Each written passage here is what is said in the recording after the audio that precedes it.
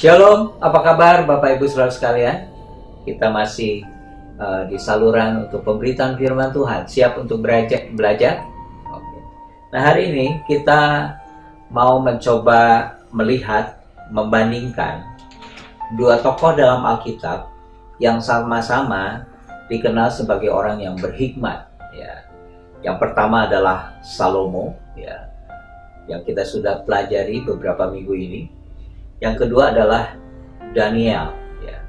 Daniel dikenal sebagai orang yang 10 kali lebih cerdas dari orang-orang yang cerdas yang ada di kerajaan Babilonia. Ya. Nah, kita sudah pelajari Salomo, ya, bagaimana dia mengalami perjumpaan dengan Tuhan, mengawali dengan benar, dia bermimpi bertemu dengan Tuhan, sebuah perjumpaan yang indah, sehingga dia mendapatkan hikmat untuk memimpin bangsanya. Ya. Dan Salomo juga dikenal sebagai yang membangun bait Allah, yang merupakan kerinduan hati dari ayahnya, dalam hal ini adalah Daud. Nah, Daud sudah menyediakan semuanya, ya. Semua fasilitas disediakan oleh Daud sehingga Salomo membangun bait Allah. Salomo dengan segala hikmatnya dikenal sehingga bangsa-bangsa datang untuk melihat hikmat yang dimiliki oleh Salomo. Tapi kita sudah mempelajari bahwa Salomo dia tidak mengakhiri dengan benar, ya. Hanya dia terjebak dengan cinta yang lain, bukan cinta kepada Tuhan, tapi dia terjebak dengan cinta-cinta yang dimiliki oleh istrinya, sehingga istri-istrinya mencenderungkan hati dari Salomo, sehingga Salomo bukan lagi menyembah kepada Tuhan. Dengan kata lain, rupanya dalam perjalanan hidup Salomo, dia tidak memilih atau dia tidak mengambil pilihan-pilihan yang benar rupanya, ya. Karena tidak mungkin orang jatuh begitu rupa, meninggalkan Tuhan begitu rupa kalau tanpa sebab. Tapi yang kita bisa lihat ibarat ya, ketika orang mengalami perjumpaan dengan Tuhan, hatinya bulat seperti ini, rupanya ketika pilihan-pilihan yang dia buat tidak sesuai, sehingga hati yang begitu bulat kepada Tuhan seolah-olah terkikis. Tapi sebaliknya, ketika orang mengambil pilihan-pilihan yang benar, hidup dalam kebenaran, kita tahu itu sedang membangun sebuah karakter, sebuah sikap yang akhirnya membentuk, ya, orang ya, memiliki karakter yang menyukai kebenaran. Ya. Kita coba bandingkan dengan Daniel, saudara sekalian. Salomo dibesarkan, Salomo hidup dengan aman, semua yang dibutuhkan tersedia. Nah, sebaliknya saudara sekalian, Daniel hidup, ya. Kalau saya menemukan ada banyak tokoh yang hidup hampir sama dengan Daniel. Jadi rupanya Daniel hidup, ya, dia dibesarkan dalam sebuah peristiwa besar, kebangunan rohani yang besar, yang dilakukan oleh seorang raja namanya Raja Yosia. Ya. Nah, ada Yeremia di situ dan ada juga Imam Yehezkiel di situ, ya, yang berhubungan dengan Daniel. Bahkan dalam kitab Yehezkiel pernah mengutip bahwa ada 3 orang benar yang ada di dalam dunia ini. Ada 3. Yang pertama adalah Nuh, yang kedua adalah Ayub, dan yang ketiga Yehezkiel sempat menyebutkan tentang Daniel. Ya. Nah, soalnya Daniel, ya, hidup akhirnya dia mengalami situasi di mana kota Yerusalem dihancurkan, ya, sehingga membuat seluruh bangsa Israel berduka. Ya. Akhirnya apa? Mereka mengalami sebuah hidup yang miskin, melarat karena dijarah oleh orang-orang Babel.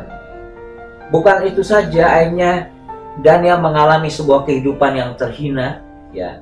Dia menjadi tawanan perang, ya, dibawa dari Israel, dibawa ke negeri orang lain, ke Babel, ya. Dan bukan itu saja, barang-barang bait Allah yang diambil, sehingga terisolasi dan terpisahkan, ya. Itu membuat, kalau tidak hati-hati iman, banyak orang tergoncang.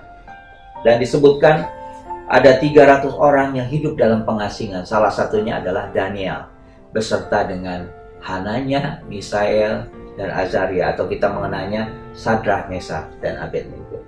Dan segala hal dialami dilucuti dari segala kemudahan-kemudahan. Coba saudara bandingkan antara Daniel dengan Salomo. Ya. Tapi yang terjadi saudara, di balik situasi yang sukar, di balik masa yang begitu sukar, rupanya Daniel memilih, memutuskan ya, sesuatu yang benar. Daniel yang dikenal sebagai orang yang berhikmat ini memutuskan, dia mengambil pilihan-pilihan yang benar. Dimulai kita tahu, dimulai ketika harus memakan makanan yang dipersembahkan buat raja. Akhirnya Daniel menolak dengan teman-temannya. Dia memutuskan untuk tidak menajiskan, tidak memakan makanan yang dipersembahkan untuk raja. Saudara sekalian, Daniel membuat sebuah keputusan, ya, mengambil pilihan-pilihan yang benar. Dan yang terakhir kita tahu juga ketika Daniel diperhadapkan dengan pilihan antara menyembah Tuhan dengan tidak. Dengan resiko dia akan dimasukkan ke gua singa. Ya, kalau sudah tahu juga peristiwa yang lain, Hananya, Misael, Azaria, ya, atau Sadrah, Mesak, dan Abednego, ketika mereka harus menyembah patung yang dibuat oleh Raja Nebukadnezar, mereka memilih tidak menyembah patung itu, tapi sebaliknya mereka hanya menyembah Tuhan. Nah, saudara tahu, ketiga sahabat Daniel dan termasuk Daniel selalu mengambil pilihan-pilihan yang benar, keputusan-keputusan yang benar, dan tentunya itu disukai oleh Tuhan. Tuhan berkenan dengan umatnya, dengan anak-anaknya yang mengambil pilihan-pilihan yang benar, keputusan-keputusan yang benar. Nah, hari ini coba renungkan kita kembali, saudara sekalian. Kiranya Tuhan memberikan kepada kita kemampuan untuk bisa menghubungkan, menjembatani segala berkat yang kita terima, ya, segala promosi yang kita dapatkan, termasuk di dalamnya kita mengalami peristiwa-peristiwa aniaya, penderitaan. Kita tetap bisa menjembatani bahwa bersikap yang benar ketika dipromosikan, bersikap yang benar ketika berkat diterima, bahkan bersikap yang benar ketika menghadapi situasi yang pelik, picik, menyakitkan, menyedihkan, ya, semuanya dilucuti dan dirampas. Nah, ketika kita mampu menghubungkan, pertama, menghubungkannya dengan kerajaan Allah, menghubungkannya dengan sebuah sikap yang selalu ingin hidup untuk kemuliaan Tuhan.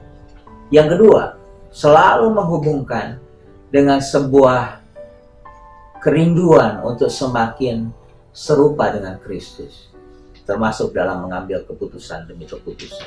Saudara sekalian, nelayan Jepang, ya, itu punya sesuatu yang unik. Ya, rupanya di Jepang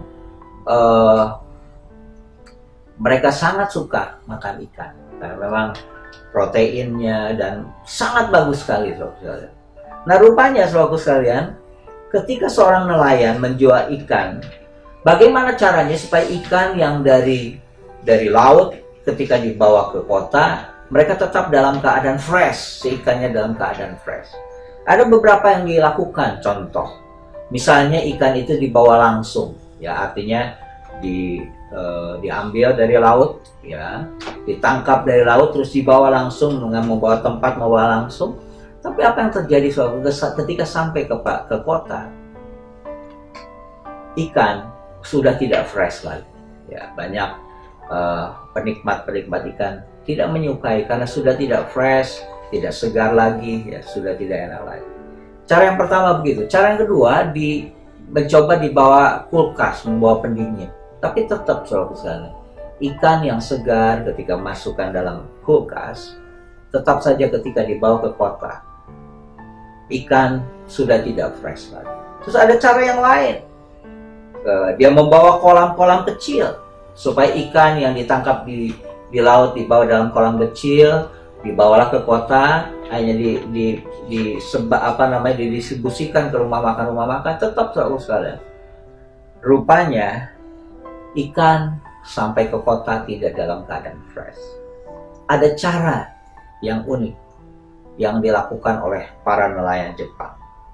Adalah dengan cara dia membawa kolam yang berisi ikan yang ditangkap, terus ditaruh di situ ikan hiu yang kecil-kecil.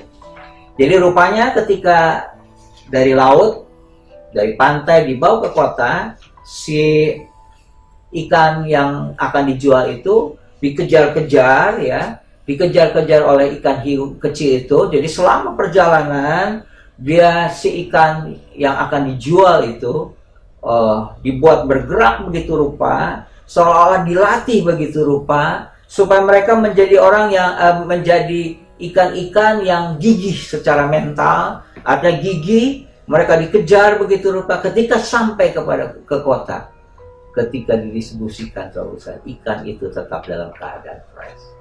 Seringkali Tuhan melatih kita, membawa kita tidak selalu dalam kemudahan. Ya. Kalau segalanya mudah, kita mengenal ada istilah anak papi, anak mami. Dan apa yang terjadi dengan generasi kita yang mendatang. Tapi kita belajar dari Daniel. Tuhan izinkan peristiwa-peristiwa yang tidak enak buat dirinya. Jelas menyedihkan. Dirampas, Yerusalem dihancurkan, barang-barang bait Allah dijarah begitu rupa. Mereka akhirnya menjadi tawanan, ya, orang-orang pintar yang dipilih untuk dibawa ke dalam pengasihnya. Tapi apa yang terjadi, saudara? Daniel termasuk teman-temannya, mereka memilih mengambil keputusan-keputusan yang benar. Ya, contoh ketika soal makanan, dan contoh juga ketika dalam soal worship atau penyembahan, mereka tetap menyembah kepada Tuhan. Hari ini Tuhan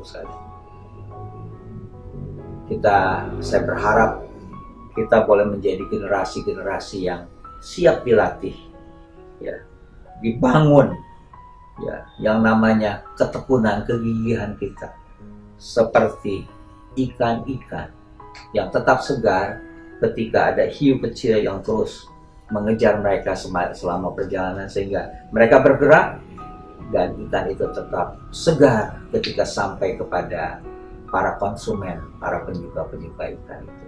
Nah, mari kita menjadi orang-orang yang berespon benar, yang selalu membuka hatinya untuk terus dibentuk oleh Tuhan.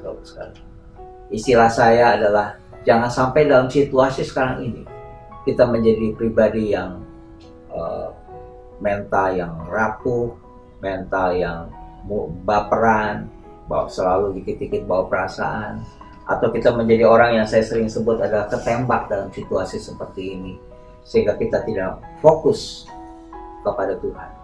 Tapi mari hari ini, biar fokus kita selalu diarahkan kepada Tuhan, kepada pribadi Tuhan, kepada kebenarannya. Tuhan memberkati. Mari kita berdoa. Bapa, terima kasih biar apa yang kami dengar, kami belajar dari figurnya Daniel, memilih, memutuskan hal-hal yang benar, dan selalu menghubungkan dengan orientasi kepada kerajaan Allah, selalu menghubungkan hidup bagi kemuliaan Tuhan. Tuhan menolong kami supaya kebenaran ini membebaskan kami, dan kami boleh menjadi pelaku-pelaku firman, menjadi orang-orang yang selalu mengambil keputusan yang benar, baik itu ketika promosi datang kepada kami, termasuk juga ketika ujian dan cobaan, tekanan datang kepada kami. Biar kami berespon benar, kami bersikap benar, dalam nama Tuhan Yesus. Haleluya. Amin. Tuhan memberkati.